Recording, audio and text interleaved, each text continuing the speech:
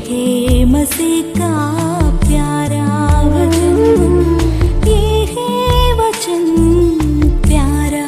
परमेश्वर के धन्य नाम की महिमा हो। प्रभात मनन के सत्र 2246 में आप सभी का बहुत ही विनम्रता के साथ स्वागत करता हूं। आइए आज का मनन के लिए हम पढ़ते हैं याकूब अध्याय 2 पद 23। और पवित्र शास्त्र का ये वचन पूरा हुआ, अब्राहम ने परमेश्वर का विश्वास किया और ये उसके लिए धर्म गिना गया और वह परमेश्वर का मित्र कहलाया। कल के हमारे मनन में हम अब्राहम के जीवन से एक पहलू इस परिप्रेक्ष्य में देखे कि परमेश्वर पर उनका विश्वास कैसे उन्हें अपने घर परिवार के लोगों से अधिक परमेश्वर से प्रेम करने के लिए प्रेरित किया। मैं आपको ये बात प्रारंभ में बोलते हुए मनन को जारी रखना चाहता हूं कि परमेश्वर पर हमारा विश्वास प्राथमिक रूप में किसी से भी अधिक परमेश्वर से ही प्रेम करने के लिए हमें प्रेरित करता है। अन्य किसी भी व्यक्ति के साथ हमारा व्यवहार परमेश्वर से हमारा व्यवहार पर ही निर्भर करता है। परमेश्वर से प्रेम करने वाला एक पति अपनी पत्नी को कभी नफरत नहीं कर सकता, ना उसके साथ विश्वासघात कर सकता है। परमेश्वर से प्रेम करने वाली पत्नी कभी भी अपने पति को नफरत नहीं कर सकती, ना उसके साथ धोखा दे सकती है। परमेश्वर से विश्वास योग्य एक व्यक्ति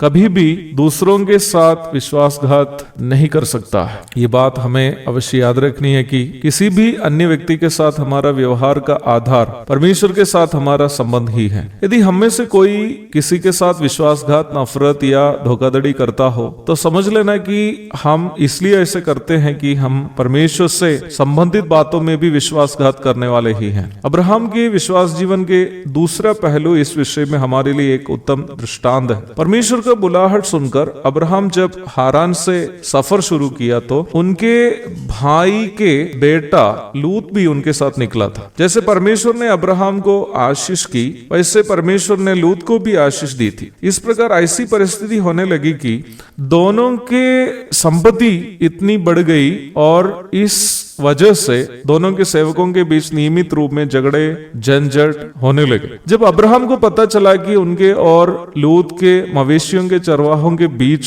हो रहे झगड़े झंझटे उनके और लूत के बीच के संबंध पर भी असर कर सकता है, तो निम्न झगड़े को समाप्त करने हेतु अब्राहम लूत को एक सलाह दिया। उत्पत्ति अध्याय 13 के 8, 9 आदि पदों में इस संबंध में अब्राहम लूत को बताने वाली बातें हम देखते हैं। तब अब्राहम लूत से कहने लगा, मेरे और तेरे बीच और मेरे और तेरे चरवाहों के बीच में झगड़ा न होने पाए, क्योंकि हम लोग भाई बंधु हैं। क्या सारा देश तेरे सामने नहीं? इसलिए मुझसे अलग हो जा। यदि तू दाहिनी ओर जाए तो मैं बाई ओर जाऊंगा। परमेश्वर से बुलाहट प्राप्त व्यक्ति के रूप में और यहाँ तक लूत की भी आशीषों का एक प्रकार के कारण स्वरूप अब्राहम चाहिए तो ये निर्णय ले सकता था कि लूत को कहाँ जाना है और कहां पर वो रहे इत्यादि बातों पर वो निर्णय ले सकता था, परंतु अब्राहम यह निर्णय लेने का सारा अधिकार लूत को देता है। हम ये भी नहीं भूले कि लूत के पिता के भाई रूप में अब्राहम एक प्रकार लूत के पिता के तुल्य व्यक्ति भी था। इन सबके बावजूद निर्णय लेने का अधिकार अब्राहम लूत को देता है। लूत यर्दन के किनारे के सदोम और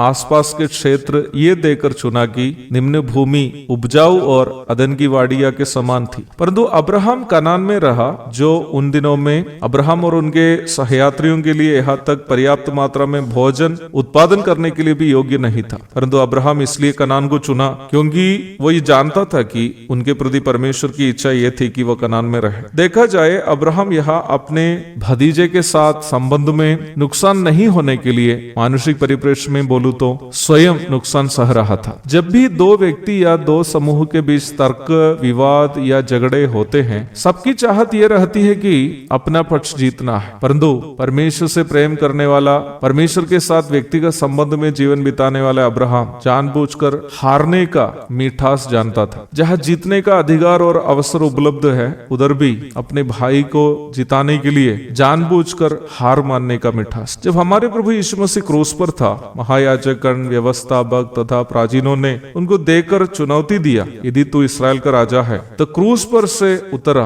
तो हम तुम पर विश्वास करेंगे। यहाँ तक डाकुओं ने भी, जो प्रभु के अगल बगल में क्रूस पर टांगे गए थे, प्रभु का मजाक करते हुए कहा कि तू यदि परमेश्वर का पुत्र है तो खुद भी बचाओ और हमें भी बचाओ। मत्ती अध्याय 27 पद 42 से 44 तक और लूका 23 की 39। यदि प्रभु उन्हें अपना अधिकार और पदवी दिखाने के लिए क्रूस पर से उतर आया होता तो मेरा और आपका उद्धार कभी नहीं होता। प्रभु यीशु मसीह के जीवन काल में उनके सभी भाई लोग उनको नफरत करते थे। वे नहीं चाहते थे कि प्रभु घर में रहे, क्योंकि उनकी सोच ये थी कि यीशु मसीह अपनी माँ को विवाह के पूर्व हुई गलती का परिणाम है। उसके बावजूद भी प्रभु ने अपने पुनरुत्थान के बाद अपने सभी भाइयों को भी दर्शन देकर उन्हें भी उद्धार की और मार्गदर्शन किया। प्यारो, देखिए अब्राहम का परमेश्वर पर जो विश्वास था वो कैसे उन्हें स्वयं से बढ़कर दूसरे का ख्याल रखने के लिए उन्हें प्रेरित किया। कि हमारा विश्वास हमारे भाई बहनों का ख्याल स्वयं से अधिक रखने के लिए हमें प्रेरित करता है। प्रभु दया करे, इस अध्ययन जारी रहेगा। हम यहाँ देख रहे थे कि अब्राहम का विश्वास कैसे